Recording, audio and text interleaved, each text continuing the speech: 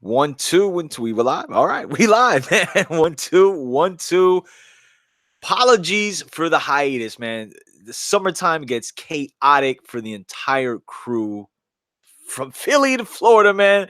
A lot is going on in the summertime. Things tend to slow down in the summer, though it's why we're doing this show tonight. I am your co-host Roberto Flack. The GYGB War Report show is here again. Brief hiatus. Summertime is nuts, but the past couple of years, there's one little fight that'll pop up in the summer because again, it's kind of the slow season. Everybody's traveling, doing their thing. Kids are out of school, but we'll have like that one fight that kind of stands out as like I guess the pay-per-view fight, and it's not always the biggest fight, but sometimes there's some notable fights that have popped up in the summertime here and there. But in not this Saturday, but next Saturday, Manny Pacquiao, Thurman for the legitimacy of the WBA welterweight championship on Fox Sports PBC pay-per-view. And ROD is supposed to join me tonight.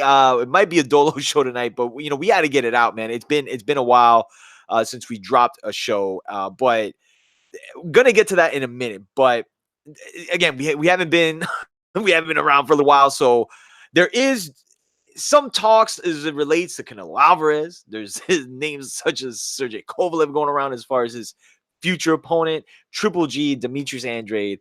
What is going on with Canelo Alvarez? Now, there was an article that was posted, I believe, on Boxing Scene, and they went into detail as a concerned DAZN, and I kind of figured this. We made mention of this, me and Coltrane, and when they made this deal with Canelo Alvarez, okay, when he signed a DAZN and this huge lucrative deal, and Floyd was throwing shots at it, and, the first fight was Rocky Fielding, and all of us, everybody on board was like, of course, he's not going to jump right into a big, crazy fight. And it's like, all right, we get it. The next fight is Danny Jacobs. And we're like, all right, like not a huge commercial fight, but it's almost like, I don't want to compare the guys, but like a Night Corte type of like affair or that kind of fighter. Again, not to compare Danny Jacobs to Night Corte, but kind of see where I'm going, not a pay-per-view type of ordeal, but a good solid fight. And it was a good fight for the most part. It was what it was, like it was a decent fight. But the point myself, Coltrane, and a few others I've spoken to is that the third fight had to be a whopper, okay? And the reason is because as we speak now, DAZN has reportedly, I mean, don't quote me, but I'm hearing around like 4 million subscribers in the US, and I believe the US. Don't quote me on that either, but I did hear that they have 4 million subscribers. The Danny Jacobs and Canelo fight in the United States. Now, while they were selling the idea, the notion that the fight generated 1.7 or was it maybe 1.2, 1.3 million views in the United States, it only generated 600,000 views.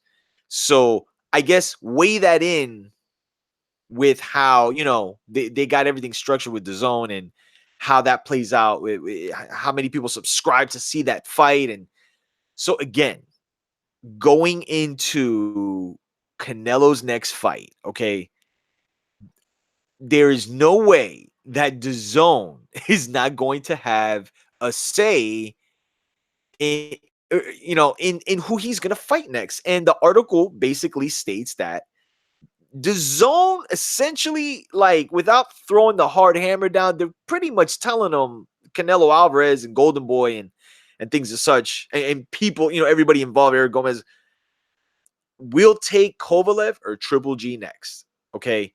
And I had a feeling that this was going to eventually happen. And look, this could be Canelo posturing, and he's made mention that he doesn't really care to fight Triple G again. And look, the crew here, we all think that Canelo edged Triple G. But when you look at the monetary aspect of things, and again, this is a sport that is heavily dominated on the dollar, Triple G is still monetarily the biggest fight Canelo can get into right now, and it's a major part of why DAZN signed Triple G. Okay, now when you look at the big picture, okay, DAZN has said we'll take the Kovalev fight, and to me, I still that fight really makes no sense to me because while Sergey Kovalev, I don't feel is in his like physical prime anymore. He's still a light heavyweight that has some boxing ability and has definitive power. Okay, like let's not act like that's not the case. Okay, and you better believe that with removing any catch weights and you, you gotta wait for that. Okay, you gotta wait for that. If this is a full 175 fight and there's no rehydration clause, and again, I can't think, and this is no disrespect to Canelo and Golden Boy and everybody involved, but I have a tough time seeing Canelo fight Sergey Kovalev at a full 175 without any hydration clause, and whatever happens, happens. I I just find it very difficult because again, if you're a fan of the sport and you understand what you saw in that second Canelo Triple G fight, and you understand Triple G is going to be 38 years old soon, and it's still a fight that people want to see, and again, the likelihood of Canelo winning that third fight is just that much higher, man. I mean, I know people will want to argue that, but I would favor the still younger, fresher guy. It is what it is, man. And I like Triple G, man. Me and ROD have gone back and forth for like a couple of years as it relates to Triple G, but we all agree though.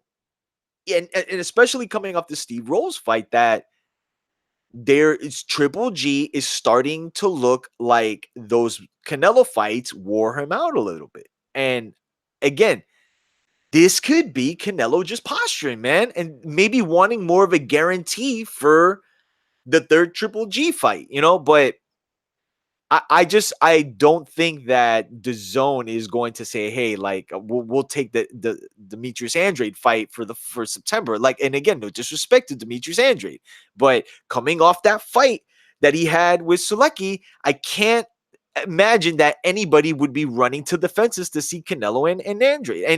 And again, he could complain all he wants about these guys not wanting to fight him, but again, man, you got to make a case for yourself at this.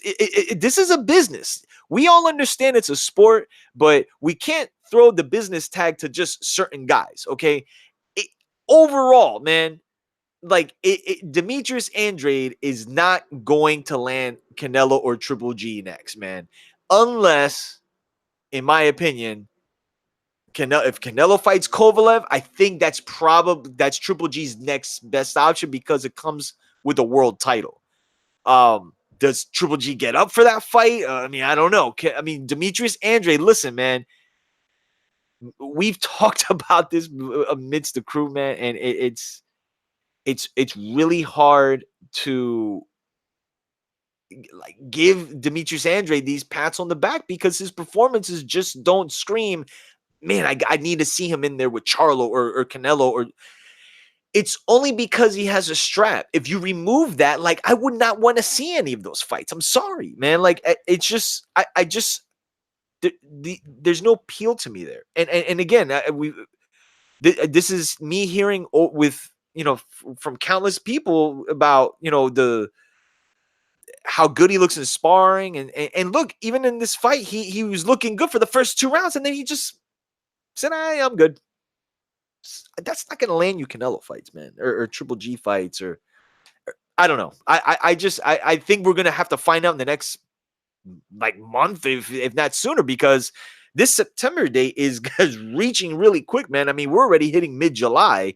So what's going to happen, man? I mean, what is Canelo Alvarez's next fight going to be, man? I mean, I'm still thinking it's the Triple G fight, but if they're giving him the option of Kovalev and Triple G, man, I mean, I'll take either one. The Kovalev fight just doesn't make any sense to me. But in any case, man, let's jump right into the meat and potatoes of it all, man. I mean, this is what you guys are here for. Manny Pacquiao, Keith Thurman. Oh, wow. Okay. We've talked about this fight since even prior to its inception, man. Me and Train kind of predicted that this fight was going to end up happening because once we kind of got word that the Floyd fight wasn't going to present itself in May, you're thinking, what's the next best fight that can be made that has moderate risk, but that fans would want to see? And look, Keith Thurman's name was just at the top of the list, man. I know names like Danny Garcia have been mentioned and Sean Porter, but the thing with Keith Thurman is, yeah, number one, he does have the legitimate WBA title, and that's the closest fight that Pacquiao can fight that not named Terrence Crawford or Errol Spence in that division. And I kind of made I know people would find this disrespectful to call an undefeated world champion and I guess multiple or two-time world champion, or no, well, he had to let go of one of the belts. I'm sorry. Um, or former unified champion. Let's just say that with Keith Thurman to give him an accolade. Um, but I think with Keith Thurman, man, I think it's a situation where he is had these injuries. He's had this layoff, and he didn't look that good in this Josecito Lopez fight, man, and he almost got stopped. And Manny Pacquiao. I mean, look, man. The thing about this fight with Manny Pacquiao is, look, man, he's an all-time great, future Hall of Famer. Even if Keith Thurman, like in a crazy in what I think would be like virtual, and this I don't want to say impossible, but one of the most unlikeliest things to happen. Even if Pacquiao got blown out in the first round, it wouldn't matter. Like Pacquiao's legacy is cemented. Period. So you start to question, like, what is Manny Pacquiao? What is his motivation to get up for this fight? Because when you put everything on the table, Keith Thurman should be the one really getting up for this fight. I mean, this is the biggest fight of his career, his first pay-per-view date. Um, again, I mean, I don't want to get into the specifics yet of this fight, but I mean, Keith Thurman, the thing you got to look about him, that you got to look at in the recent years is he's fought the contemporaries. When you think of Danny Garcia and Sean Porter, who one is a champion now, but both of these guys were former world champions, and he beat them both. Granted, not in super spectacular fashion, and Thurman has shown vulnerabilities, man, in the Luis Collazo fight and this recent fight with Josecito Lopez, even in points in the Robert Guerrero fight, but he finds ways to win, and that's something I think that gets kind of thrown under the rug or swept under the rug for whatever reason. To give Thurman, I guess, something, because the thing that Thurman, I guess, is he's kind of in a position where he's the younger guy, and you would think he'd be the favorite going in, and I think he was like a slight favorite going in, but right now I think Bovada has him like a 2-1 underdog, or maybe it's like just almost dead even, but it's hard. It's really hard to give Thurman like certain concessions based on what we've seen of him and the layoff he's had. And then, you look at Pacquiao's situation. We can't sit here, okay, and say that Manny Pacquiao is the Manny Pacquiao of 2009. I kind of equate it to when Miguel Cotto had that little resurgence when he got with Freddie Roach. He started knocking everybody, knocking dudes out with that left hook. The body shots were coming back. And look, man, even myself and a few others were like, oh, man, Cotto's back. Cotto's back. But you got to look at the style match. You got to look at the matchups that he was put into, as it concerns, like when the Sergio Martinez fight happened. I told people, I said, listen, man, Cotto's my guy, but I'm not going to sit here and tell you that he's fighting a healthy Sergio Martinez. There was a concession there, you know? But the thing is, when Cotto finally went in there against Canelo Alvarez, okay, a Canelo Alvarez that, again, had deficiencies, had already lost a fight, arguably lost to Erislandy Lara. Was a very close fight with Trout, and he was fighting a veteran, yet a little smaller, but more experience, had some power, solid boxing ability, was tough. But when the bell rang and when the fight progressed, the younger, stronger guy and the younger, fresher guy won the fight, you know? And I'm not comparing that fight to Pacquiao Thurman at all. The example I'm making is in the case for Manny Pacquiao being the older, smaller guy in this case. Like, Thurman is bigger than Pacquiao. And, you know, one of the question marks going into this fight, and one of the reasons why this is such a tricky fight to pick, is because the things that have given Manny Pacquiao trouble over the years have been fighters that have the ability to move.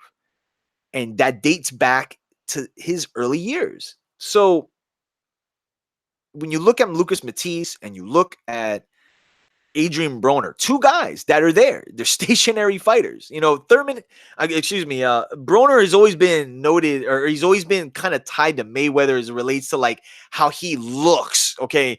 But as it relates to what he actually does in the ring, you know, Broner doesn't move. He's right there. He doesn't move his head. He moves back in a straight line. And those kind of guys, for even a 40-year-old Manny Pacquiao, won't be as challenging as if we see 100% Thurman, okay? And this is, again, the question mark. What shape is Thurman coming into this fight, man? Pacquiao's gone on record, and I think he should. I mean, I don't think he should expect anything less than 100% Keith Thurman. But if we do get 100% Keith Thurman, again, this is a tricky fight, man, because what I feel with Thurman's his strategy in this fight has to be to move and to give him angles and kind of let Pacquiao come out of his shell a little bit and counter him. Because the thing with Pacquiao that has kind of left him a little bit since the Marquez fight, man, is just that ability to pull a trigger like he did when he was fighting Cotto, when he was fighting Margarito, when he was fighting these guys at the lower weights. Well, not lower weights, but like around 08, 09, when he was just mowing through these guys. That is not the Pacquiao that is showing up July 20th. Now, again, the Manny Pacquiao that fought Adrian Broner, could he beat the same guy that showed up against Josecito Lopez? I mean, that's some would argue Pacquiao should wipe the floor with him, right? But this is going to be Thurman's second fight since January, and there hasn't been any reports as far as injuries are concerned. And look, let me say this, man. Before I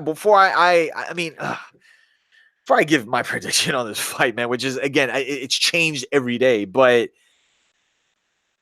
with 100% Keith Thurman, okay, if Manny Pacquiao scores a definitive win, again, and I'm going to say this again, a definitive win, because I feel there might be some, as me and Train term, some effery that might end up happening in this fight as it relates to like a controversial decision or what have you. But all things considered, if Manny Pacquiao beats Keith Thurman, 100% Keith Thurman, I would put this over his win over Miguel Cotto. And the reason being is this is an older Pacquiao who didn't fight Keith Thurman at a catchweight for the legitimate WBA title. Though I believe when he fought Cotto, that was the same, but that would you have to put that up there with the Archie Moores and the George Foremans and the Bernard Hopkins. Manny Pacquiao would be in that line of names when you mention guys that beat world champions younger world champions, undefeated world champions. Because again, we forget, man, like Thurman is still undefeated, man. So, and out of all the welterweight champions, he's the longest reigning of them all, man. I mean, he got lifted to super status after I think Floyd retired or whatever, but he's been the champion for like, the longest period of time. So as far as a prediction, man, listen, this is a crapshoot for me. Okay. ROD couldn't make it, but ROD, he has he has Pacquiao winning this fight. I think he has him like dominating Keith Thurman. Train, I don't want to speak for Train because Train initially we were on the tip that we're like, man, this is tough. This is like really tough. Okay. I want to be fair, man. I want to give like a solid prediction, but it's really tough because it's like I'm thinking of how each guy can come in the night of the fight, man. We can't act as if a 40-year-old Pacquiao can't show up next Saturday night, man. Keith Thurman, we can't act like the fight in January is what we're gonna get in next Saturday. Oh man, this is tough. Look, I'm gonna roll the dice here, man, and wow, I may get it. I may get a lot of ish for this, but I'm gonna go with Keith Thurman by a split decision, man. And I just have a weird feeling. I have a very weird feeling that Keith Thurman might just show up for this fight, man. And again, I don't rate him to like the level of Spence or Crawford. I don't. But again, I still think we're dealing with a 40-year-old Manny Pacquiao. And again, I equate it to the Cotto Canelo situation where the younger, fresher guy just won the fight, man. Pacquiao's punch output isn't what it used to be. And I think that might be an issue against this level of against, I want to say level, but this style matchup. Okay. If Thurman is moving, if he's moving the entire night, and I think their strategy is going to try to go to Thurman's body and they're going to try to stop him late. But if they don't, if Pacquiao does not, if he doesn't keep Keith Thurman in range for the most of the night, I think it's going to be a tough night for him because I don't think he's going to want to chase Thurman. Thurman will get on his bike for 12 rounds, guys. He will get on his bike because he'll sit there and trade with you, but just like he did in the Porter fight, and Porter was like doing, like me and ROD always joke about like how he does like the Tito Santana flying forearm and like jumping off the top rope and everything. But Keith Thurman was able to deal with that kind of physicality, and Manny Pacquiao's not that physical of a fighter.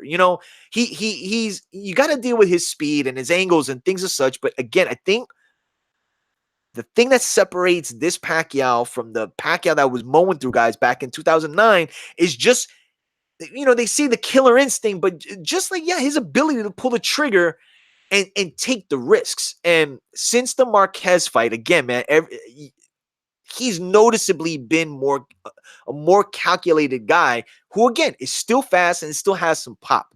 But again, I know ROD's he's gonna trash me for this, man. But like, I gotta go against the grain with the crew. And again, I don't know what Train's prediction is. I gotta talk to him, but I'm gonna go with him. I'm gonna go with a split decision with Keith Thurman, man. And listen, while everybody's giving Keith Thurman stuff about like him not fighting Spence, even us, man, we've been kind of harping at him too. But I just feel, man, for the betterment of the future of the sport, I don't see if Manny Pacquiao beats Keith Thurman, I don't see him fighting Errol Spence. I'm sorry, guys. Like, it's not happening, man. That's just a ridiculous fight that I feel if anybody even like mentioned to fight him, like, or mentioned to him to fight Spence, they should be talked out of it completely, man. Like, I don't think that is a good fight for Manny Pacquiao or with Terrence Crawford, either one of them, man. Like, that's not a fight that Pacquiao should take.